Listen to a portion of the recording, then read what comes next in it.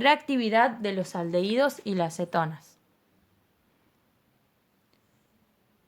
La reactividad más importante se produce a través del carbono, que es muy electrófilo debido a su deficiencia electrónica causada por el oxígeno. Este, con una densidad electrónica elevada, es un centro básico que puede recibir protones o ácido de Lewis. Además, el grupo carbonilo induce una acidez inesperada en los hidrógenos en alfa, dado que el ion enolato resultante de su pérdida está estabilizado por resonancia hacia el oxígeno carbonílico. Adición de agua y alcoholes. Adición de agua en medio básico. El hidróxido, que es muy nucleófilo, es capaz de atacar directamente al carbono carbonílico. En el caso de agua, la reacción va a conducir a un equilibrio con el hidrato, que es un diol germinal. Como los hidratos tienen mucha inestabilidad, hace que esta reacción se desplace hacia la izquierda y que no tenga mucha importancia. En el caso de adición de agua en medio ácido, el medio ácido va a provocar la protonación de algunas moléculas de aldehído cetona. Estas moléculas tienen mayor electrofilia y pueden ser atacadas por una molécula neutra de agua. Estos equilibrios en general también están desplazados a la izquierda porque son muy inestables. Adicción de una molécula de alcohol, la formación de hemiacetales. La reacción es análoga a la formación de hidratos, solo que en este caso el atacante es el oxígeno de una molécula de alcohol.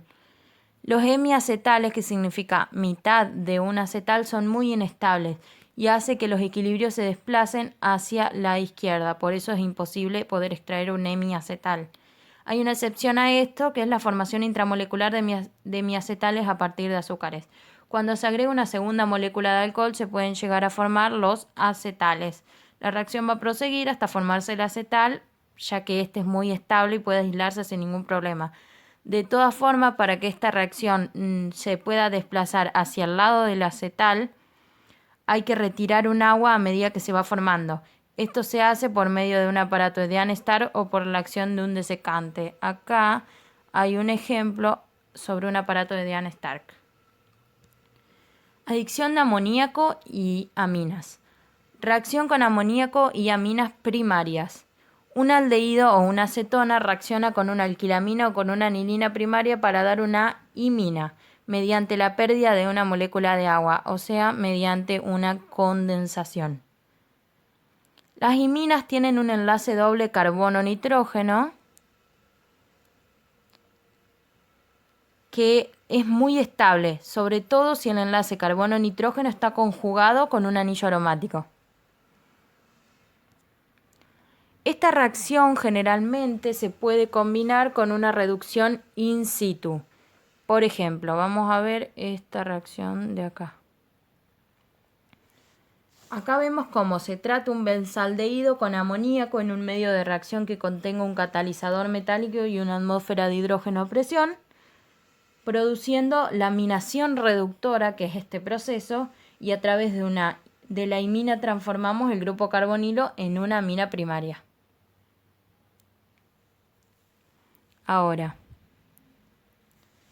podemos tratar al aldehído con una metilamina en un medio reductor diferente, como lo es el cianobromhidruro sódico, y formar una N-metil-meta-nitrobenzilamina. Esta reacción puede ser también un modo de alquilar una amina con un aldehído tan pequeño como lo es el formaldehído. Por ejemplo, en el caso de querer introducir un metilo, solamente un metilo en una amina, este va a ser el mejor método. ¿Por qué no se utilizaría la alquilación de aminas con haluros de alquilo? Porque con este método podemos evitar todos los problemas de polialquilación. Reducción con aminas secundarias. Hasta el hemiaminal, la reacción es muy similar a la anterior. Pero como la amina era secundaria, el hemianimal no va a tener hidrógenos en el nitrógeno que pueda perder. La pérdida de agua se va a dar entonces con la intervención de un hidrógeno en posición alfa al grupo carbonilo original. Así se forma una enamina. Se llama enamina porque es una amina unida a un enlace carbono-carbono. Por ende, la formación de enaminas solo se pueden llevar a cabo si el aldehído o la cetona poseen al menos un hidrógeno en alfa. Las aminas terciarias no dan la reacción porque como no tienen ningún hidrógeno sobre el nitrógeno, no pueden producir el alcohol que permitiría dar continuidad a la reacción. Reacción con hidracinas. Es muy similar a la que se produce con aminas primarias, solo que en este caso el producto final, al tener un grupo amina sobre el nitrógeno, recibe el nombre especial de hidrazona. El nucleófilo de carbono más simple que existe, el cianuro, reacciona con aldehídos y cetonas para dar compuestos conocidos como cianhidrina. La adición implica el ataque nucleofílico del ion cianuro fuertemente básico al carbono carbonílico. Luego o simultáneamente el oxígeno acepta un ion hidrógeno para dar el producto cianhidrina. Aunque los elementos de cianuro de hidrógeno son los que se unen al grupo carbonilo, un medio muy ácido donde la concentración de cianuro de hidrógeno no ionizado es máxima, esto retarda la reacción. Es de esperar, ya que el cianuro de hidrógeno, que es un ácido muy débil, es muy pobre de ion cianuro. La reacción es muy simple y útil, ya que el grupo cianuro puede convertirse en otros grupos funcionales. Bueno, la adición de reactivo de Grignard. El reactivo de Grignard es un reactivo organoléptico de magnesio y el litio. Poseen carbonos nucleófilos y pueden reaccionar con aldehídos y cetonas y dan alcoholes. Bueno, ahí abajo está la reacción que consta de 3 pasos. Bueno, esta reacción, el reactivo de Grignard está compuesto por un radical que está unido a un magnesio y el magnesio unido al alquilo. El radical va a tener carbonos. El carbono negativo del radical se va a unir al carbono del doble enlace, que es polar. Y esto hace que sea factible el ataque. Después, el carbono del doble enlace va a mandar electrones al oxígeno que queda con carga negativa. Después, el siguiente paso, se une un protón del medio ácido. El medio ácido sería el ion hidronio que está ahí al oxígeno y se forma el hidroxilo. Y eso en el tercer paso da un alcohol. Bueno, después dice, dependiendo de que usemos formaldehído, aldehído, cetona, obtendremos un alcohol primario, secundario, terciario. Bueno, el alcohol va a ser primario, secundario o terciario. Esto va a depender de cuántos sustituyentes estén unidos al carbono que tiene el hidroxilo del alcohol. Bueno, para la adición de hidruros es un método de síntesis de alcohol mediante la reducción de una acetona o un aldehído. Bueno, hay dos hidruros que se utilizan para esta reacción y son el borohidruro sódico y el hidruro de litio y aluminio. El primero, que es el borohidruro sódico, tiene una reactividad muy moderada. Es selectivo de aldehídos y cetonas, no reduce otros grupos funcionales como esos que aparecen ahí y es compatible con agua y alcoholes. Bueno, en la disociación del borohidruro sódico, que es lo que aparece ahí abajo, la fotito esa, el boro queda negativo y el sodio positivo, el boro unido a los 4 hidrógenos. Bueno, en la reacción, el par de electrones del enlace entre el boro y el hidrógeno ataca al grupo carbonilo de la acetona y empuja los electrones del carbono del doble enlace al oxígeno. Bueno, ahí se rompe el doble enlace y se une un hidrógeno. El siguiente paso se añade una fuente de protones. En este caso es el metanol que aparece allá arriba en la reacción de allá arriba, que es un alcohol. Y en esta reacción es para agregar un hidrógeno al oxígeno y que quede el hidroxilo y un par de electrones al carbono. Y por último queda formado el alcohol. Bueno, en el caso del hidruro de litio y aluminio, este compuesto es muy reactivo, no reduce alquenos y alquinos, sí reduce grupos funcionales como esos que están ahí y es incompatible con agua y alcoholes. Bueno, ahí abajo aparece la disociación, el aluminio queda negativo y el litio positivo, y bueno, el aluminio está unido a los hidrógenos. En cuanto a la reacción, eh, el hidrógeno y el par de electrones de este acá atacan al grupo carbonilo y empujan a los electrones del carbono del doble enlace de la acetona al oxígeno.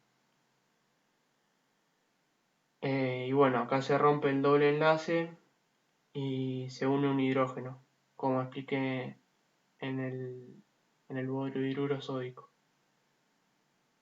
Bueno, después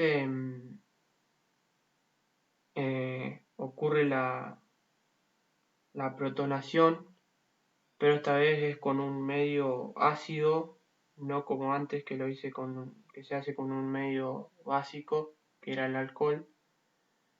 Bueno, esta vez se hace con un medio ácido, que es el ion hidrogenión que aparece ahí, y finalmente se forma el alcohol. Formación de enoles y enolatos. Los aldehídos de cetona tienen la propiedad de estar en rápido equilibrio con la forma enólica. Este tipo de equilibrio, donde los hidrógenos cambian de lugar, se los denomina equilibrios tautoméricos.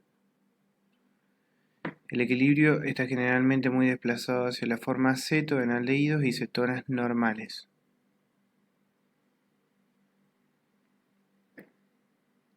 La acetona y el enol de la acetona son tautómeros y están en rápido equilibrio. En presencia de una base suficientemente fuerte, tanto la forma ceto como el enol pierden cuantitativamente un protón. El resultado, ion enolato, es el mismo y solo difiere en el lugar donde está situada la carga, siendo ambas estructuras formas resonantes y no especies en equilibrio. El ion enolato es un ion bidentado que puede reaccionar dependiendo de las características del electrófilo por dos puntos diferentes. Bueno, ahí vemos cómo reaccionan la forma ceto y forma enol. Y en los dos se forma el ion enolato, pero de un lado queda el enol capturado y del otro lado la reacción en alfa. Las reacciones más comunes de un ion enolato se producen en la posición alfa. Algunas reacciones se producen por el oxígeno y permiten capturar el enolato. Halogenación de aldehídos y cetona. Los aldehídos y cetonas reaccionan con halógenos en medios ácidos o básicos, produciéndose la sustitución de hidrógenos por halógenos. Halogenación de la propanona en medio ácido. Bueno, en la primera etapa, la formación del enol. El OH empuja el hidrógeno y termina por desplazar el doble enlace del OH que está arriba del alcohol. En la segunda etapa el ataque nucleofílico del enol sobre el halógeno, ayudado por la cesión del para del oxígeno.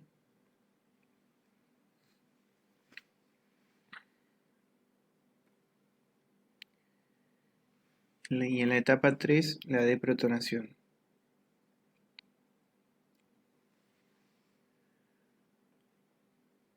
Perdiendo el hidrógeno del OH.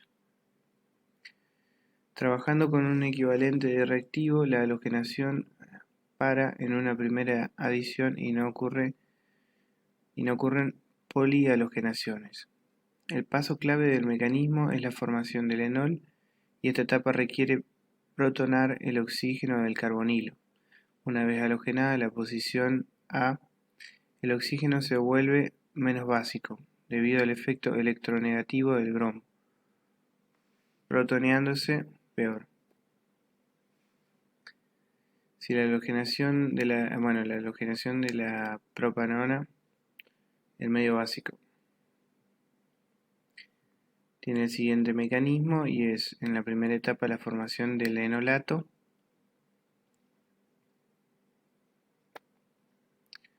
En la etapa 2, el ataque nucleofílico del enolato sobre el halógeno, ayudado por la cesión del para del oxígeno. Este mecanismo se repite otras 5 veces sustituyendo todos los hidrógenos A por halógeno. En este caso la reacción no para, puesto que el producto halogenado es más reactivo que la propanona de partida. La base arranca mejor, los hidrógenos en el producto halogenado son más ácidos, haciéndose imposible parar la reacción. Condensación aldólica. Aldehído y cetona condensan en medios básicos formándose aldoles. Ahí se ve en la figura 2, los aldoles. Esta reacción se denomina condensación aldólica.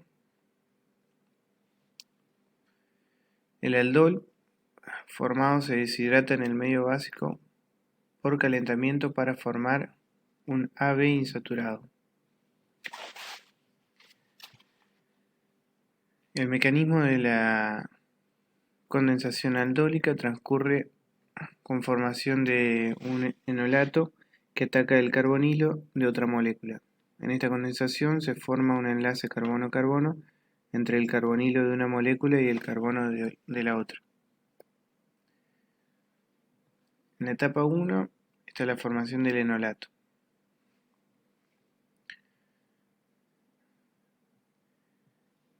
El OH ataca el hidrógeno del carbono alfa. Esto hace que quede un doble enlace, o sea que el enlace del oxígeno se desplace y la base deprotona el carbono alfa del etanol generando el enolato estabilizado por la resonancia. En la etapa 2, el ataque nucleofílico del enolato sobre el carbonilo.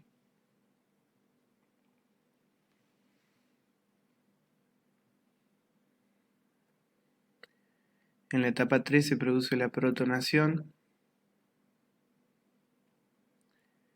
Y por último, en la etapa 4, la deshidratación del aldol. Oxidación de aldehídos y cetonas. Los aldehídos y cetonas tienen el carbono carbonílico en estado de oxidación +1 y +2 respectivamente. En los ácidos carboxílicos y sus derivados, el estado de oxidación es +3. Por lo tanto, dado el reactivo de oxidación apropiado, los aldehídos y cetonas pueden oxidarse a ácido carboxílico o a un derivado del mismo. La oxidación de aldehídos. Los aldehídos se oxidan muy fácilmente y lo hacen, por ejemplo, con óxido de plata.